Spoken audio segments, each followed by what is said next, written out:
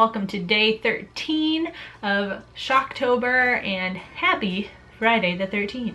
Yeah, so sorry about the hair. It's a messy hair day. I will always appear in front of the camera on time and in makeup, but can't guarantee anything about the hair. Yeah, I wanted to curl it for the video, but it being Friday the 13th, I was a little bit scared to plug in my curling iron. You never know what could happen. Anyways, today we're going to be talking about Howl, directed by Paul Hyatt. So Howl is a UK-based film about a train full of passengers that breaks down in the woods and they get attacked by werewolf-like creatures. So let's get right into what I liked about Howl. I definitely feel like this kind of related to Train to Busan in a lot of ways, except for a few parts. It's kind of like the werewolf Train to Busan. Maybe not as good, but I found myself liking kind of the same things that I liked about Train to Busan, and I feel like they did a really, really good job with character development in this movie. And then they don't even have to tell you so much about the characters. It's what they show you. You can tell there was like a lot of thought put into the writing, like their actions and how they interact before anything starts happening. And you kind of already understand these characters. And then when the first kind of disaster-like thing happens, when the train breaks down, you really see who these characters are. And I don't know, it's like they were just really well done characters, and you either really liked them and cared about them, or you really hated them and just couldn't wait for them to die. But either way, you felt passionately about every single character. There really wasn't any characters that didn't like make you like them or make you hate them or make you laugh or anything like that. The practical effects and CGI were decent. I feel like the CGI was kind of dodgy in some places.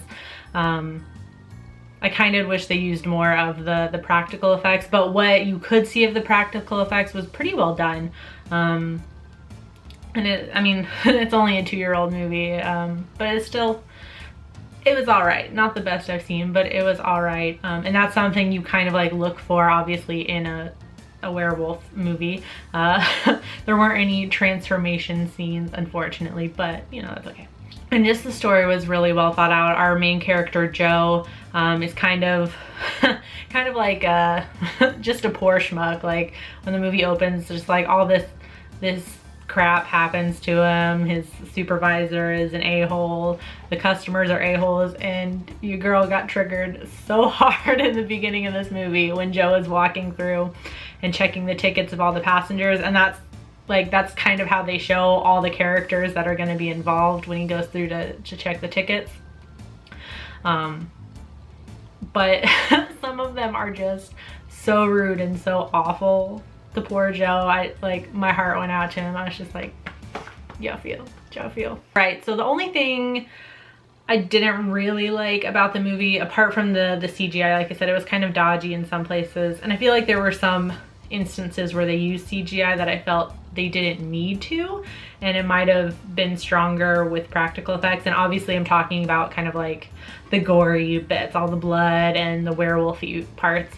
I think there were some instances they could have used practical effects and it would have been a little bit better. Other than that, the ending was kind of a letdown for me. I felt like the movie had a whole lot going for it in the beginning and in the middle and everything, and up until, you know, kind of like the big climax of the movie. It was just like a really like powerhouse movie. Like it packed a lot of punches, it did a lot of stuff really well.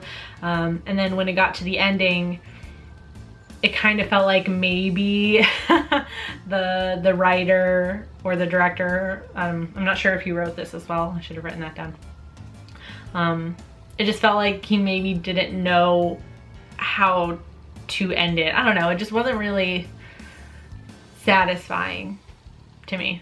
It was kind of a letdown for the rest of the movie. Definitely gonna recommend that you watch Howl if you can It was on Netflix for the longest time. I don't know if it's still there. I watched it on Amazon, like I watch all of my movies now. Definitely check it out if you can. If you enjoyed Train to Busan even a little bit, I think you'll like Howl. It's not as good, but it's still pretty good. So I'm gonna give this a rating of 4 out of 5. I really enjoyed it. It was just that ending. Had the ending been better, it definitely would have been a 5 out of 5. On IMDb, it has a 5.3 out of 10. Rotten Tomatoes is interesting. It has a 70% critic score, but a 37% audience score.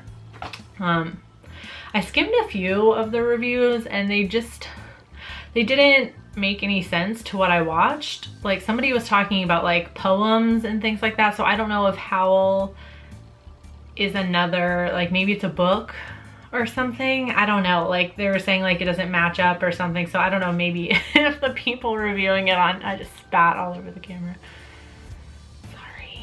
I don't know if some of the reviewers thought maybe it was a different movie than it was, but yeah, I don't know. Make of it what you will.